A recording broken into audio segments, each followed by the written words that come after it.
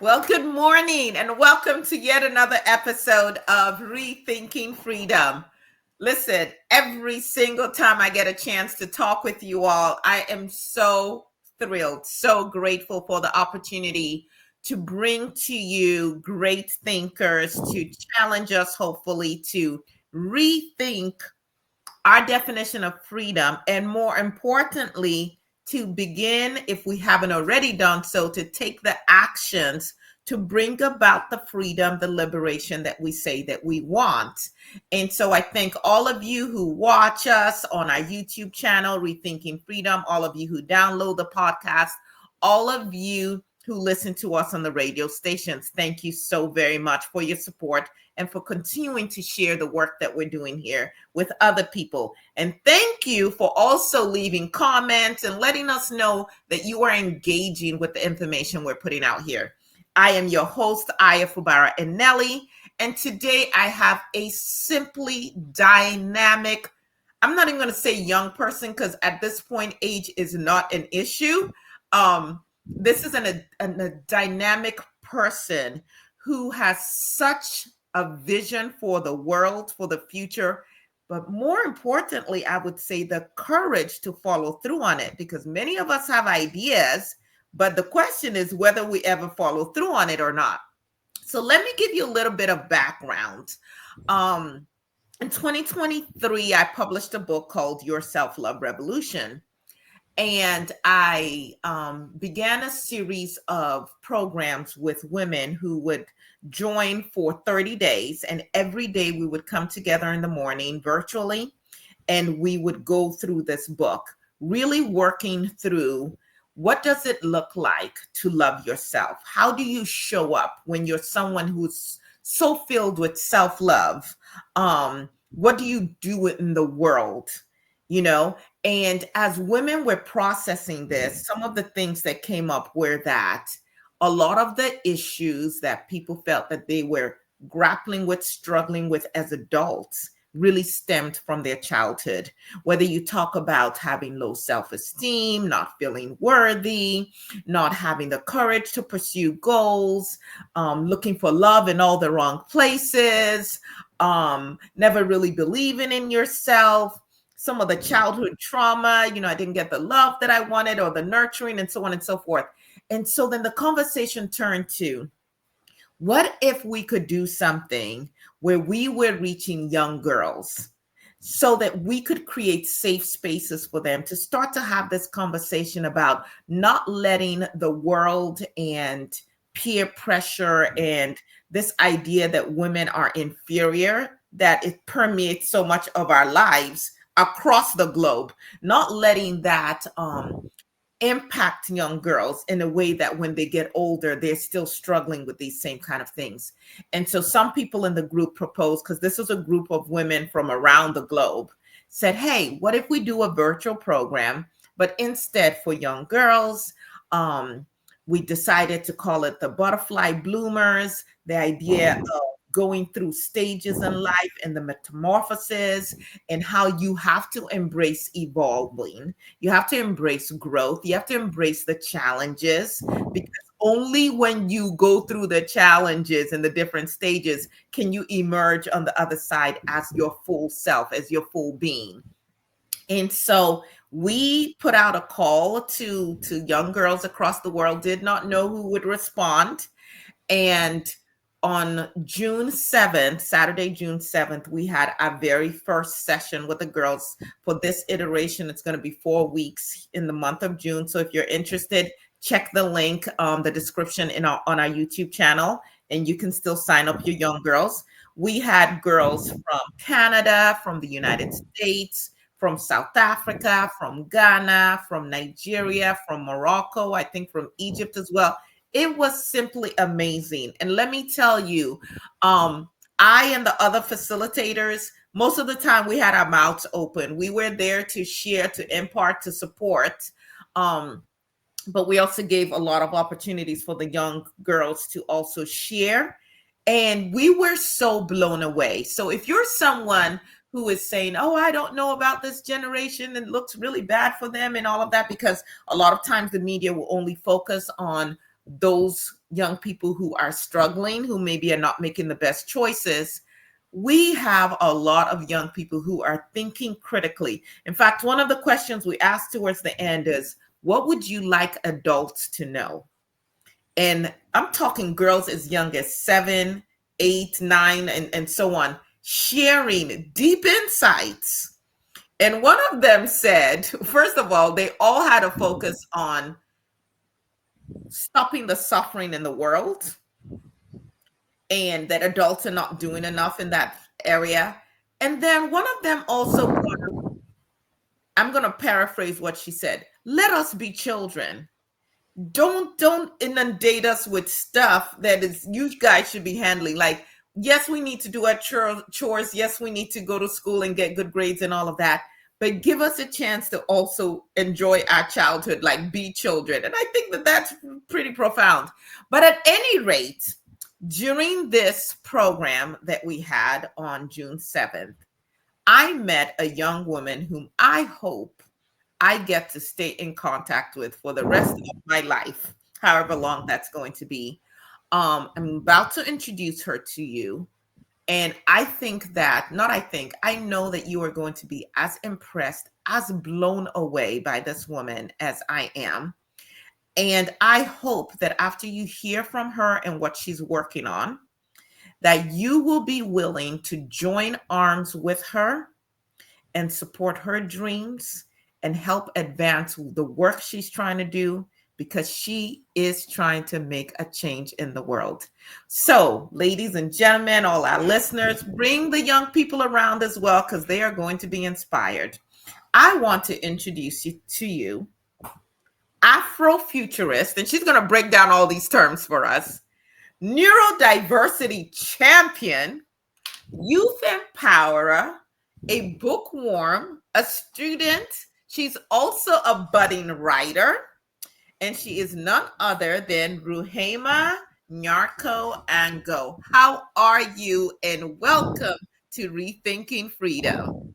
Hello, everyone on here, and nice to meet everybody. Hello to Miss Aya, and I'm so glad to be on here to speak to anyone on on the podcast today. Well, thank you, thank you, thank you. So please tell our listeners a little bit about you, because they have to know. So, hello everyone in here. My name is Ruhamah Nyarko Ango, and I am from Ghana. Currently living in the second largest capital in Ghana, which is the Ashanti region, which we call Kumasi. But then in Kumasi, there's a town called Obuasi, which is well known for mining gold. And I'm currently a high school student in year 11. I'm currently studying through the Cambridge curriculum, and I've been writing my IGCSE, which I would finish on this Wednesday, which is 11th of June. And I'm so happy to be on here having the opportunity to share my ideas on this podcast. And honestly, I am so thrilled because as a high school student, people don't get the chance to be on such a national level, speaking to people all around the globe, and even having my ideas shared with other people who would also share in what they think I have to do, correct me on my wrongs, and then give me many ideas to continue with what I'm trying to do. From now, I'm trying to get into foundation year, which is a 9 month or 1 year program which prepares high schoolers for university, mostly because they cannot go through with the advanced level, which in Cambridge system we call the A levels, where students learn for a year and a half, I think 2 years, which is a build up of what they've learned in grade 11. But mostly, if it's too costly for people to do that, they go through a less cheaper way, which is the foundation year. But scratch that. Mostly, I'd want to say that the reason why I'm on here is to share my ideas, which have been building up since I was 14, 13, and which is talking about dyslexia because I want to start my campaign about it and start a foundation, which is currently brewing. And honestly, I think by the end of the year, it would have been built up, and my team and I will be running it to share and also spread awareness of dyslexia. Okay, so that was a lot. We're still getting a little bit of crackling. I don't know if it's when you move your hands, like if it's touching the wires or something, but I just wanted to pull out some of the things that you said for our audience. First of all, this is a young lady wanting to go on to the university level. If you're listening here in the United States, every country operates a little differently in terms of their educational system. So, under the British system, because Ghana still uses a lot of the British educational system, there is what you call the A levels. And like she said, it's about 18 months to 2 years of additional coursework you're doing, and there is an expense to it. And then you can get into university. And then there's another pathway that's a little shorter, a little less expensive. But I'm going to claim that right now, that because you are going to connect with this young lady, we're going to put her contact information, as she allows us to, in the description on the YouTube channel, that we are going to support her and provide the resources for her to take um the best option for her, and not be limited by what resources may be available, because we're going to make it happen, because that's what we should be doing for our young people, especially those who are as enterprising as she is. So I neglected to say this earlier. So I met her during this program that we had a couple of days ago, and I intended to reach out to her because I said, wait a second, I and the facilitators after the event were debriefing, and we're like, she needs to have a podcast. We need to support her. If she's writing, we need to help publish her. We need to connect her with the right people. And by the way, I want to connect you with Obeng Darko. I don't know if you've heard of him. He's an engineer and an entrepreneur in Ghana. He's doing amazing things. He was actually on this podcast at the beginning of the year. And I'm going to make sure I connect you guys, and also purchase some of his books for you to read, because they're Thank really you going to very help you much, with the Miss Aya. entrepreneurship part of this. I want to say thank you very much. Before we continue, this is amazing. You're already showing me how much of an amazing person you are. And honestly, if anyone is listening today on this podcast, I want to tell you how beautiful Miss Aya is, and such a beautiful brain she has to even get me on here with short notice of who I am, but just hearing my words and knowing the good thoughts I have for people out there, even introducing me on here is already too much. And I want to say that I want to thank the Almighty for letting me see you, giving me the opportunity to see the post. And I believe that every young girl that's going to be on the show, where you're going to be helping us through the next 3 weeks, every Saturday of the month of June, I know it's going to be incredible. I know you're going to be an incredible coach leading us through this path. And honestly, bless you, bless your family, and bless everything that you continue to touch and do, Miss Aya. Thank you, sweetheart. Thank you, thank you, thank you. um when we talk about young people and what they're doing, when we talk about Miss Ruhamah in particular, I was going to reach out to her, but by the time I checked my email, she had found me on LinkedIn. I don't even use LinkedIn that much. She found me on LinkedIn. She sent me a message, and I said, wow, so many people talk but don't follow through. You not only follow through, um you're tenacious. And so, in addition to being a 3-time finalist at the Ghana National Spelling Bee, you had an opportunity. They typically interview the finalists, and you had an opportunity to speak about anything you wanted to. And you chose to talk about dyslexia. Can you tell us a little bit more about that and what kind of work you're doing in this area? Yes, so when I got to the national finals of the National Spelling Bee in Ghana, uh, Congratulations. thank you very much. Thank you very much. That's amazing. And when I got there, I was met when I was evicted out of the spelling round because I got my word wrong. But then I knew that wasn't a limitation because not everyone is bound to be first. But then we're always gonna find our path. Exactly. So I was met by a few parents there, and I was very shocked to be spoken to by adults who are probably in their 40s, 50s, telling me how an amazing person I am.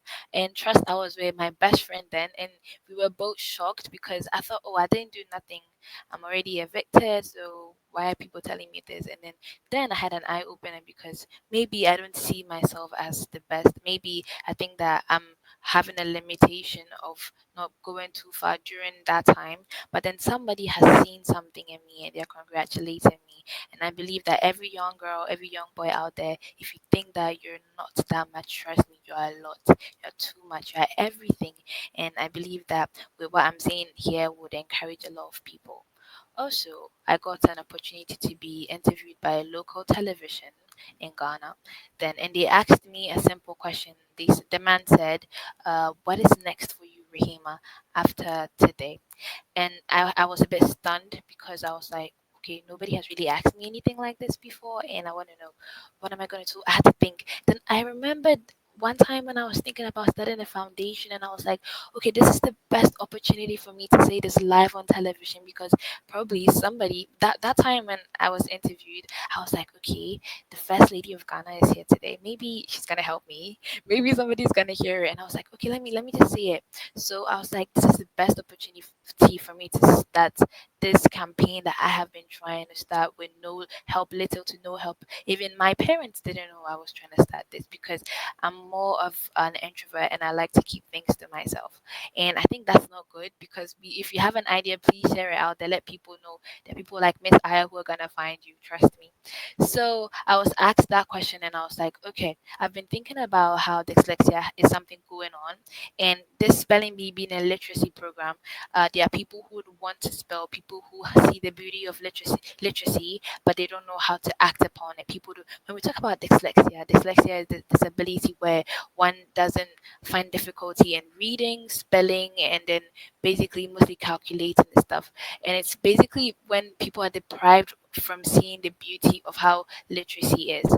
And when I was talking, I was like, I want other children like me to be able to be on here to spell, to get the opportunities I had when I was on the spelling bee. And also people having the ability to write, because there are people who love literacy, children who watch cartoons, and then they are introduced to the beautiful life of storytelling and story writing, but then they find difficulty writing and reading and so much and whatnot. So I was like, I want to let these children see the beauty. I want them to see the colors of literacy. And basically, if I start this foundation, it would help them see what I am seeing then. So I believe when after that, and I got to school, my teachers saw it and they were like, oh, so you're talking about dyslexia. You don't even know what it is. And oh, we have a child who was dyslexic in my school. And they were saying, oh, so you're going to teach him now. You're going to be the one to help him. How are you going to do it? How are you going to do that? And I was a bit taken aback, because as a teacher, as a facilitator, you're supposed to be encouraging me to do more of what I'm doing. And it was more like they were pushing me back, or they were trying to tell me, oh, you're not gonna be able to do it. But trust me, and I'm saying on here, in a year time from today, this is gonna be known by a lot of people. I trust in the Almighty, and I trust in the people who are hearing this today, because they're gonna help me, and I know it's gonna be big, and it's gonna be an introduction for more children around the world to see the vision that I have to be a path leader for these people. And as I always say, I want to say a big thank you to you, Miss Aya, because you're doing a lot right now. No, the thanks don't go to me, they go to you. And again, your compassion for other people and your willingness to now put yourself out there to assist other people. So, when I did hear you talking about dyslexia, it's something that actually hits close to home for me. My brother was diagnosed with dyslexia when he was in high school. Now, mind you, he was a top student, but he was struggling just with, his writing in particular. And they did some diagnostic tests, and then, called my mother in to let her know, here are our findings. And what was astonishing for my mother at the time was that the same issues that my brother had, my mother had. And so when they told her, well, he's dyslexic, she at that point was working on her PhD and knew that she had to work a little extra hard on some things and make sure that someone was proofreading her writing and all of that. But in all of that time, going all the way to a PhD, did not know that she was dyslexic. Um, but one of the things that we took from that experience as a family is the importance of, yes, understanding how you think and how that affects how you're able to do things, but not letting that limit you. I think that sometimes people get labels and then they decide, oh, that means I can't do this or I can't do that. But really, it's having that awareness and then figuring out how you work through whatever that is. And so my mother did go on to complete her PhD. My brother did go on to be a very successful actor. Unfortunately, he has transitioned, but they did not let that stop them. But there are, quite frankly, a lot of people, even so-called educated people, who have no idea what dyslexia is and how it impacts folk. But I want you to take it a little further because as I was reading your bio, which again was just incredibly inspiring, you talk about neurodivergency. And I'm going to guess that a lot of people listening right now have no idea what it means, what you mean by neurodiversity, what it Okay. means to be a neurodiversity champion. So, can you speak to that a little bit as well? Okay, so mostly I wrote these things down to prepare me for today, and I thought maybe Miss Aya's gonna ask me a question about these stuff, so let me get a bit prepped for that. So when we talk about let's talk about neurodiversity. This word, mostly in the spelling bee, they tell you to break down the word in two. The first word, the meaning of the first part of the word, and then the second part of the word. So we have neuro, which relates to the brain. We have a profession like a neuroscientist who mostly works on research about the nervous system of the human body. And then the word neuro basically comes from that part. And we have diversity. Diversity is when there are things in different parts, different connections leading to some things, different ideas, different paths that people go on, and then how different we are from each other. So when we add neurodiversity when I say I am a neurodiversity champion, I mean that I am an individual who advocates and supports um, neuro diverse people, individuals, because I want to promote inclusivity and an acceptance and understanding of how the world is changing right now. Because we're in the 21st century, we are in a world where technology is evolving. We're in a world where mostly the people are introducing new things to the children around us. And honestly, I am in support of many things that are in supporting of children who are bringing new ideas to the world. That's why I call myself a neurodiversity champion. Well, thank you so much for breaking that down. And I think that, quite frankly, all of us should be, because what we do know is that human beings are different. We do have similarities, but we're different. We do know that people have different learning styles. We know that people have different communication styles. It just makes sense that we should all be embracing the creation of a world where you come as you are, and we don't limit people because they don't show up exactly how we think they should or what we're comfortable Exactly. with. So, I also know or have heard that you are writing a book. Can you tell us a little bit more about that? Yes, sure. So when it comes to the book that I am writing, honestly, I have been prepping for my IGCSE, which is basically gonna decide my next life from now. So it has been kind of distracting me from continuing with this book. And honestly, when it comes to writing, I love writing, but sometimes, there are the priorities that you have to take care of, especially being a high school student and all that. But I have been writing this book, and it's in parts. Mostly it's in a poetic way or in a point of view of a different person who is struggling with a speciality and how they see the world. And honestly, this book, it's gonna probably be released next year because I want to take my time and honestly explore a lot of creativity and then different types of topic in this book. I don't want it to be centered on just one thing. Honestly, I was thinking of getting other people to write in on this book to show people that, oh, there are other people out there. I don't want to just put my creativity out there. I want to involve other people because what should I don't want it to be a limitation. I want other people to bring in their ideas on this. And honestly, I think there are great minds out here in Ghana and beyond. And if I could get people who'd reach out to me me to involve different topics, maybe their life, an experience they had, or a poem, anything poetic that would make this book legendary. I would love that, because I want this book to be inclusive, not just about myself or the journey that I'm taking, but honestly, a connection of different minds, because a neurodiverse champion explores diversity, and I want this book to be diverse. Okay, so you are like, my neurons are firing up. I'm thinking of so many things here. If I recall correctly, you speak Twi as well? Yes, it's the local language in Ghana. Miss Aya, let me correct you. It's Chui, like Twi. Chui. Chui. Yes, Chui. Chui, Okay, not thank you. Chewy. Let it flow, Chui. Chui. Chui. Got it. Got it. Yeah. So here's what I was thinking as you were talking is, first and foremost, I don't know if you've heard of a writer. Well, a couple of, I'm going to mention a couple of writers. Ayikwa. He actually, I I think, is in Senegal right now, but he's originally from Ghana. Okay. I have not And heard about him, but I will oh, check him you out. okay? You definitely want to. His books are phenomenal. Very thought provoking in terms of how he sees the world and how the changes he would like us to see. He would like to see us make in the world. In fact, I just finished rereading a book of his called The Healers, that is based in Ghana. He speaks about the Ashanti, Ashanti.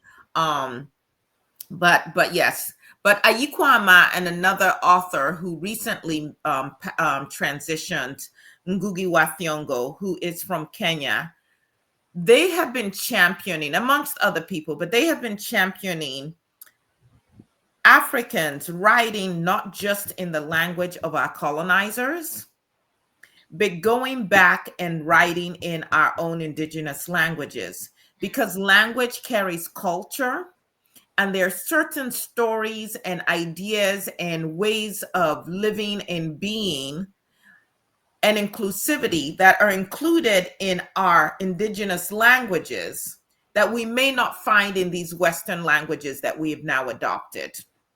And so Ngugi wa Thiong'o actually started writing. Well, he initially was writing in English because most of us were trained in the ways of our, whoever colonized our countries. But he Exactly. went beyond that to say we have a lot more to offer than just regurgitate other people's culture and history and so on. And he started writing in his own language, and then he would translate to other languages.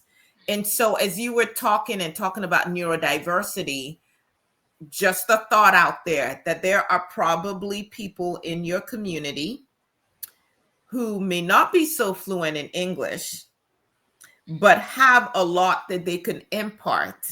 And imagine if you had a book that was both. In fact, I don't have it near me here, but there was a book I picked up in Paris where when you pick up the book, if you're reading, like let's say it's this book, the first half of it was written in English. Mhm. And then when you flip the book over and start from the back, that part was written in French. And so people, whichever language you spoke, but it was in the same book. And I just thought, wow, that is Creative. pretty creative. Yes. And I know you're a very creative person, but that was just something as you were talking that came to mind. Let's also talk a little bit about your involvement with the Model United Nations. Can you tell us a little bit about that? Oh, I didn't expect you to ask me that. And honestly, thank you very much for the opportunity again, Miss Aya.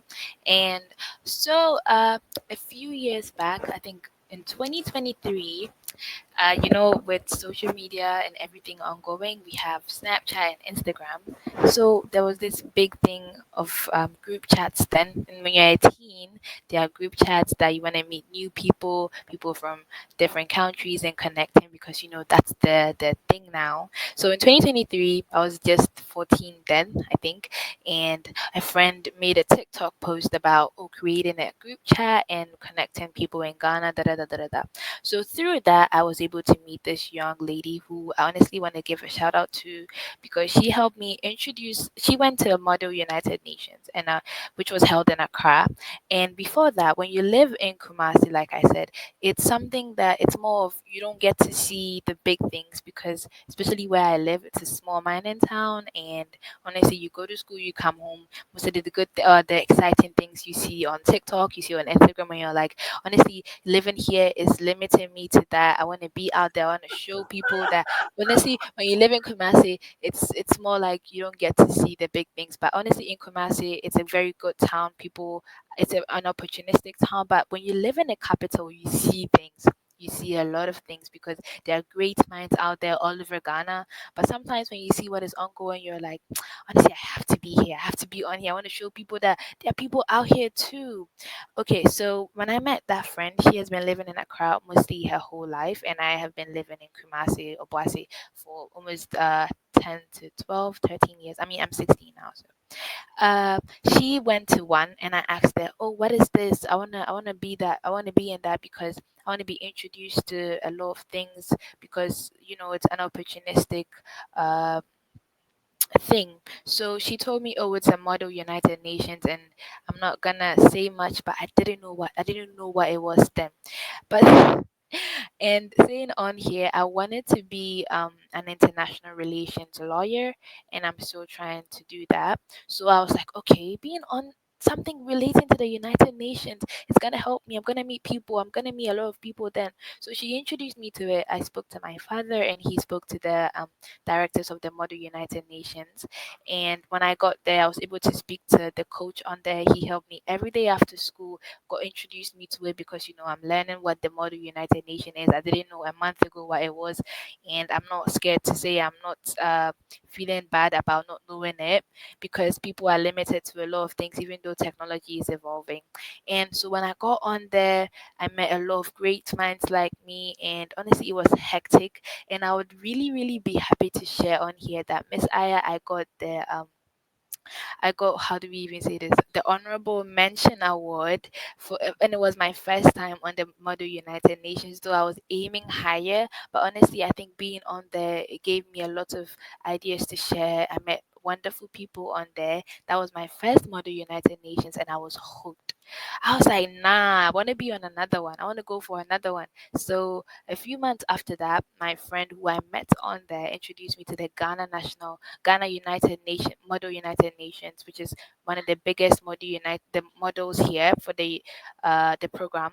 And I went for that one, though I was aiming for a higher award. The categories there was a bit lower than the ones for the first Model United Nations I attended, so I didn't get an award then.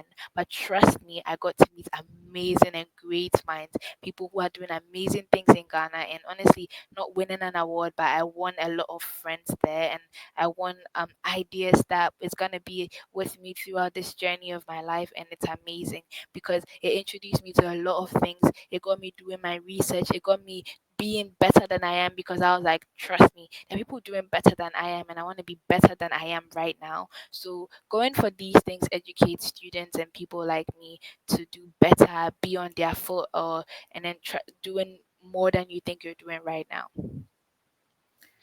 Wow. Okay. So, again, for our listeners, and I hope you have young people listening so you can see where she's looking for opportunities and she's looking to grow and to be challenged and to meet people. And, talking about being an international relations attorney, a lawyer, I am a lawyer in the United States. But for those of you who've never heard of the Model United Nations, it's a simulation of the actual United Nations where students role play as delegates representing different countries. They participate in debating real world global issues. They write resolutions. They try to solve international problems through diplomacy and negotiation, just like you would do in the UN. But hopefully, they come at it with a little bit more love for people and less politics than the older people might in the United Nations.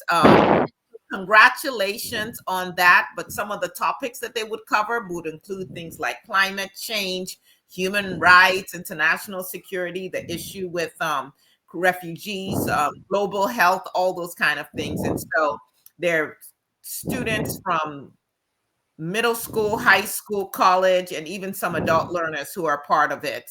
And so, again, congratulations on that. Thank you very Now, much. there's so much I want to cover with you. I feel like we need to go back to where you are physically right now, because you talked Mhm. about Kumasi. And we, for those of you who don't know, it's in the it's southern part of Ghana. It's in the Ashanti region. Most people have heard about the Ashantis, right? Its historical importance is that it's actually, Kumasi was actually the capital of the Ashanti Kingdom and one of the most powerful pre-colonial African empires, the Ashantis. And within that history is also the history of, how great we were, what we were about, what we built, but then also this collision, if you will, with colonizers who came in and pretty much sought to destroy what we had in place and to replace it with their version of who they think we should be, which was also to enable them to extract from that area. And so, as you were saying, Obwasi, am I saying that name right? Exactly, very right. Is the mining, is more of the mining town, but it's when we're talking about what are they mining, it is gold, and they have been taking gold from this region for centuries, and there is still gold there. And so when you talk about there's not as much to do, that is amazing, that a place that so much wealth is being extracted from may not necessarily be benefiting from that wealth. Can you tell us a little bit about what the area looks like? Okay, And what are the opportunities for people there? How are the regular people living in this area? Okay, so in Obuasi, the mining town here, there's a mining company called the Anglo Gold Ashanti, and I think their main company is in South Africa, and they have another one working here in Obuasi. I think they have been doing a great job as a mining company because they have built a school which they call the Anglo Gold Ashanti schools, where one deals in the Ghana education system, and one also operates in the Cambridge curriculum. Yes, which is also part of the Anglo Good Ashanti schools to help facilitate people in Obuasi. Apart from that, they have a hospital also named after the company, and then other facilities that they have built to help with the people in Obuasi. So there are a lot of students who have gone through the Anglo Good Ashanti schools, and they have been prominent people who are working in the mines owned by the company, and then also other people who are all over the world doing great things and are actually great people out there. Apart from that, I would like to thank the company because they're doing so much for students like me, because they paid for me and my best friend to go to the national finals. And honestly, if they didn't do that, I wouldn't have been interviewed then, and probably I wouldn't have been able to share my ideas then. And also, apart from that, I really think that one of the limitations living in Boise is that mostly you don't get to meet a lot of people. If you're not sent for competitions, you're not sent for interviews and other stuff, you don't get to see the outside world. There are students out there in the local schools who don't get to see the opportunities out there that honestly, if you continue to be the best student, if you continue to give out your best, there are opportunities like scholarships, there are competitions out there that could reveal you to the outside world. And it's honestly one of the limitations here. It was one for me because I was limited then because I didn't know about these competitions. I didn't know that, oh, there are people out there who would be willing to help me with my ideas. So being able to have the opportunity to go for these competitions helped me a lot. And mostly it's because, oh, it's the type of school you're in. If you're in the local school, you know that, oh, I'm gonna be in junior high school, then I go for my senior high school. Luckily, senior public senior high schools are paid for by the government in Ghana, which I really love because there are Oh, people wait who a second. Say that again. senior high school, the public senior high schools are paid for by the government. so students have the ability to go for a higher level after junior high school to, uh, how do I even say this, study more and build up on what they learned in junior high school for unprivileged people. Well, thank you so much for that. So I do want to, as because we are rethinking freedom, so we're always thinking about all the different aspects. So when you were talking about Obuasi and the schools that have been built in the hospital and even some of the opportunities that are being offered to people like you and your friend, I have to say this to you that although I am grateful for those opportunities, as a Pan-Africanist, I also look at what is being extracted from that area versus what is being versus what the people who own those resources, which should be the Africans there, um, what resources they have available to them.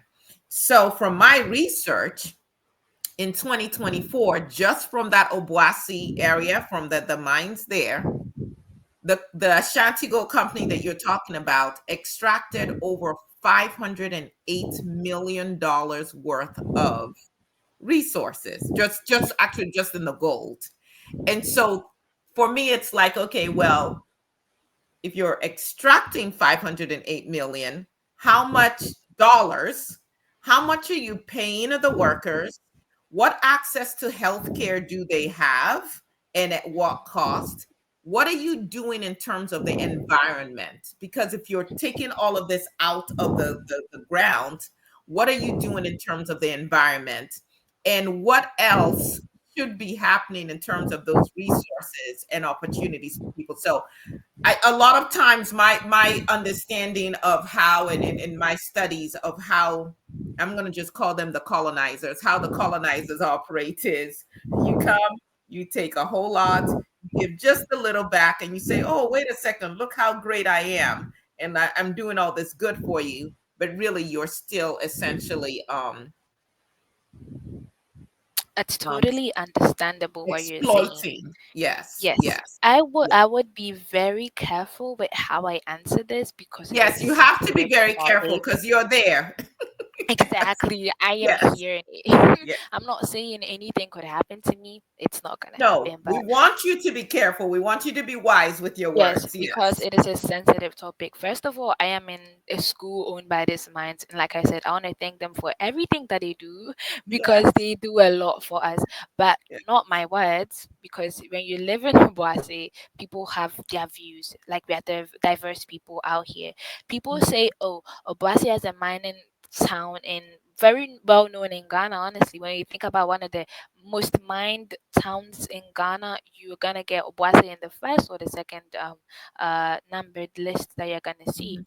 So Mhm. people say mostly on TikTok, on Instagram, people say, "Oh, with how Obuasi was known back in the days, we should be more developed than we are now. We shouldn't be considered a town. We should probably have been considered a city or something like the other big cities out there."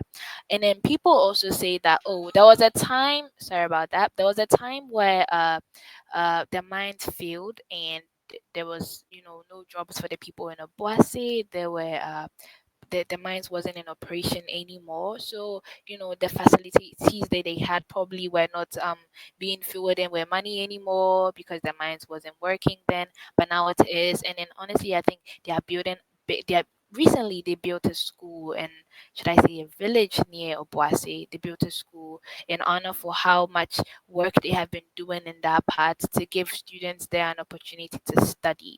And then also they do construct roads. And then I think one time when I was going to school, I had seen this signboard or a billboard where they were talking about how their sustainability team is trying to reconstruct the road leading to where my school was and some other parts too. Because honestly, the sustainability team here are doing a lot, and I think they could do much more, but they have been doing a lot because they take a lot from here, and honestly, most of their money could be used to do more. But I think in the upcoming years, something could be done, more buildings could be done, more schools could be built than what we have here. And honestly, I think if probably any of them see this, they're gonna spread word out there that we in Obasi, we need more than we have. Though we are grateful for what we have, we could have even better things that we have now. Because honestly, there are children like me who have even better ideas and would want the world to see what is ongoing, and would share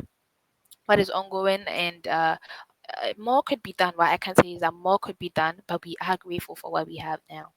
That is spoken with such wisdom. Yes, gratitude for what is, and even as we indicate that there's a need for more resources. You are definitely wise beyond your years, and I'm so Thank you. grateful for the time that you are spending with us. For those who just asked the question, so it's called Anglo Gold Ashanti, and it's a publicly traded gold mining company. Of course, in Obuasi, it's not just gold that is mined, there's also bauxite and manganese that's also mined. And as you rightly pointed out, it is headquartered in Johannesburg, South Africa, and it was formed by a merger in 2004 of Anglo Gold and Ashanti Goldfields. So some of you might be like, well, who owns it exactly? Well, the Public Investment Corporation of South Africa owns 11 to 16%. BlackRock Inc., and those of us in the United States, we've heard of BlackRock Inc. And then they do a lot of things that I wouldn't always be, actually, I'm really in support of. Um, but they own about 7% of stock in there. And then there's another corporation called the Van Eck Associates Corporation that also owns quite a bit of stock in this. But again, just I would say focusing even just on the richness of where you are and how there are stories from people who live there that may be wonderful to include in your book and maybe even in Chui. Did I say it right this time? Exactly. Wonderful. Okay, But so what you were saying, not to cut mhm. in, I was recently bugged with this thought, which was recurring in my mind that, oh, I could visit these public schools in my community and probably speak to the head teachers there and tell them how I would want to share my stories with these kids who are probably my age, and let them know that the world is not limited. There are plenty ideas out there that people out there, people in these schools would have a vision to know that no, after senior high school or high school, I'm not gonna stay home. Because I would like to share this on here that there are students out there who are very brilliant. Honestly, Miss Aya, they're very brilliant, but then they don't get the opportunity to go to university. But a great opportunity that was introduced in the country, because last year we had our elections and we had a new president, Mr. John Dramani Mahama, and one of his policies that he introduced upon being president, which I'm really grateful for, because I know it's going to help a lot of young students and educators here in Ghana, is that the first year of university in any public university in Ghana is free. You get to go for the first year in Wow. Ghana. It's free, and you get to pay for the rest. So probably the first year whilst you're learning for free, your parents could, get means to pay for the next years. And then Yes, honestly, it is yes, great and yes, it is yes. lovely that such a man is able to introduce such a policy, because students here, when they are done with senior high school, don't get the opportunity to go to university. People would love to be in the well-known University of Ghana, the Kia University, and then the University of Cape Coast. It's these beautiful schools that people have great minds and would want to be taught there, but their parents don't have the means, or their parents have too many children to take care of to send just you to such a high costly school. So this opportunity, I know, is gonna be great for many young people out there. And honestly, I'm really grateful because, yeah, though I am in a private school, I know that those children are gonna be inspired. Parents are gonna want to send their children there, and I'm very grateful for that. And of course, we adults are always saying the children are our future, the youth are our future. And so I am excited that you have a president who is backing that up with resources, with a policy. And I'm even more impressed that you are aware of the policy, because so many young people seem to be tuned off from politics and are not paying attention, or may not be participating in the ways Wanting that they to can. be an international relations lawyer, I have to keep up with politics and everything. I don't want to stay behind, you know. Because at first I was like, okay, let me tell you this story. When I was a child, I didn't know what I wanted to do, but being I'm not gonna brag, I was a very bright student in my kindergarten to primary school, and even till now I have been a bright student. And I remember mostly people in my family would say, oh, you're gonna be a doctor, because in Africa, most of us, you're gonna be a Yeah. doctor, you have to be a Doctor, lawyer. doctor, lawyer, engineer. Exactly. And I'm very proud to say that in my family, almost most of the men and women here are engineers, and my cousin is a geo something engineer. Geo, let me just move on. A Okay, geologist. Very geologist. sorry, Okay. a geologist, and my dad is a mining engineer. And my brother, who is older than me, my oldest brother is a mechanical engineer, and my second brother is also an electrical engineer. And my dad's siblings are engineers. Most of them are. And honestly, seeing this as a child, I was like, okay, I'm gonna be an engineer. My dad is an engineer. My brothers are engineers. My cousins, most of them are engineers. I'm gonna be an engineer, continuing the family legacy. And most of them, they used to say, you're gonna be a doctor because you're open-minded. We like how you are in school. You perform greatly. You're gonna be a doctor because why not?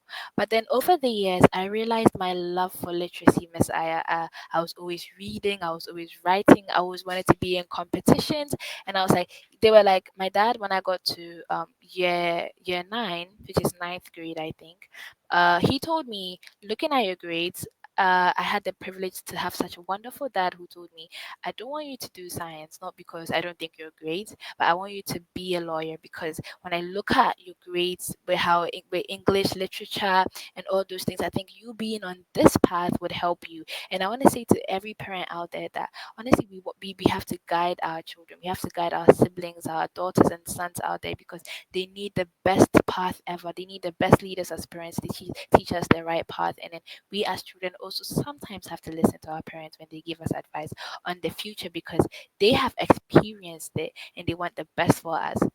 That is what I want to say right now concerning this issue.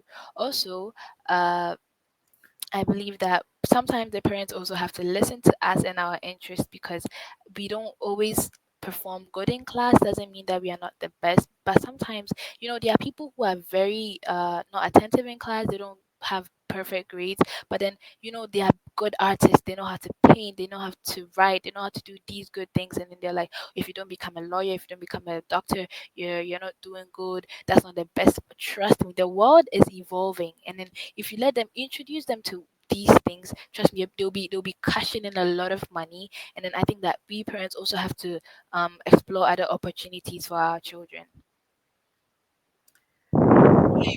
I am speechless. Not often am I speechless, but I certainly am with you. Your depth of wisdom, the wisdom you just shared for young people, and the wisdom you just shared for parents as well, is so refreshing and so very welcome. In the last few minutes that we have together for this time, because I intend to stay in contact with you, how can people reach you? How can they support you? I want you to still, protect your privacy because there's still crazy people out there. But what Exactly. would be the best way for people to connect with you? People who are I, saying, and I'm putting this out, you all, people who are saying, I want to help fund your foundation. People who are saying, I want to help fund the next phase of your education, because she needs all of that support, books, everything costs a lot of money. People who are saying, hey, I think I heard an idea where you want to go and speak to students at other schools, and we want to help support that. Ruhema, that was actually something the facilitators of Butterfly Bloomers, we were thinking about yesterday. We were saying, we're excited about the number of young girls who are joining us virtually, but we know that many of you who are joining us virtually have a few more resources and privileges than many of the young girls in across the continent of Africa in particular, and we can talk about other countries too. And so we were saying, hey, maybe some of these girls would be interested in taking whatever information they're getting putting it in with what they already know and actually doing programs in their own communities that are live and therefore more accessible to all the girls who may not have data and devices and so on and so forth. Exactly. So, how can people reach you, whatever it is that they may want to, however it is that they may want to support you, whether it's with your dyslexia awareness campaign, starting the foundation, um, funding your book to be published, helping you with the resources to go and get other people to be part of that book, Okay. your education. How do people reach you? First of all, I wouldn't want to start with how I'd want to be helped. I want to talk about the foundation first. I would say that if people would want to reach me, first of all, I'd give you my email to put it out there because that is, I think, the safest website for people to reach me because of, you said there are quote unquote crazy people out there. But then I'll give out my email to you, Miss Aya, to put it out there, which I Okay. totally agree with for you to put there. I mean, my Okay. consent has been given. And also, if anybody would want to help out with the foundation, anything would be amazed to be had. People who would send in books, I would be amazed to have it. People would send in funding for me to go to have to pick up a team to visit these schools and share awareness of this, or even get training from doctors and teachers who are well taught in dyslexic. There's this special disability for me to be able to talk to people about it, reach send it to the best point that this information could be sent to. I would love that. And also to meet people who are who have dyslexia and would want to share their experience having this when they discovered it and all that. I would be grateful. And then having people who would want to join my team from all over the world, wanted to share ideas, wanted to help me to create a family, not just a team or a foundation, but a family. Also, mostly I wouldn't, it would be funny to share this on here, but then though I would want to start my foundation year studies in October this year, which my parents are still trying to find funding for it. It would be lovely to go for the advanced level because when you do foundation, yeah, you're limited to a number of universities because it would be funny for you to go through all this and then you're limited to a bit of these universities. But then when you go through the advanced level, you have the opportunity to all the universities in the world, all the Ivy Leagues, because when you go through foundation year, honestly, before that, I went through your Instagram, Miss Aya, and then I saw that your family member went to Harvard University and he is going to Harvard. And then what an inspiration that was to me because I wanted to at first go to John Hopkins, and then I was like, okay, I want to go to USC, but then going through the foundation year, you're limited to only universities that accept foundation year education. And I was like, I don't want to be limited to this, but this is what I have, and I'm still trying to find funding for me to start foundation year. But it would be lovely to write the A levels and then be able to, go to USC or get into Yale because I want to go there. It will be an opportunity for me and anyone We who would want we love to. want you we want you to come to Howard or to North Carolina A&T or one of the historically Black colleges and universities here. Exactly. Then you can do Exactly. your advanced degree. So, well, really quickly, how much will the A levels cost? Do you Mostly know? it depends on the school. It depends on the school that you're going into because it's mostly gonna be in a capital city and it's expensive because they take boarding school Do you and have do you have an idea, like a guesstimate, like oh a yeah, rate? last I think a year ago, I did my research and mostly it's around $5,000 to $4,000. When you convert it to the to dollars from the Hmm. Ghanaian city. But recently, the economy has been doing very good in Ghana. I think $1 is 10 cities here, and I think the city has been said to be one of the most currently doing very well right now. So I think that prices would be going down from now onwards. But then, if So our listeners, I'm going to put her email, and you guys will also have my email. We are trying to come up with, and I don't think we have to try. I think we can make it happen. We can come up with $5,000, can't we, to invest in a young lady? because many people use we when you think of what people spend on, and I'm not saying that you can't or you shouldn't, but what we spend on hair and nails and purses and different things to kind of keep up with the Joneses. What if 10 people put $500 in investing in this young lady's future? Would that not be amazing? Is that not absolutely possible? So it's 10 at 500, or let's see, it's what, 50 at 100. If I'm doing my math right, I'm doing it in my But head here. Miss Yeah. Aya, No, I no, think no. So you don't get to tell me that we don't invest in you, but we'll also tell people to invest in your foundation. So we've got 30 seconds. What are your last few words that you want to say? I want to thank you, Miss Aya, for giving me this opportunity. I want to thank anyone who's going to reach out to me and everyone who is going to be in support of what is this beautiful foundation, which is about to bloom. And honestly, I'm just saying thank you, thank you, thank you, and God bless all the people who are going to listen to this. Give us your email. I'll put it in the YouTube description as well, but give us your email. It is Ruhamah or Ruhama, RuHamahDove at gmail.com. They are all Thank you. in small. They are all in small letters. Thank you so much for being my guest, and I look forward to working with you and look forward to cheering you on with everything that you are going to be doing. I'm truly God honored. bless you. God bless you too.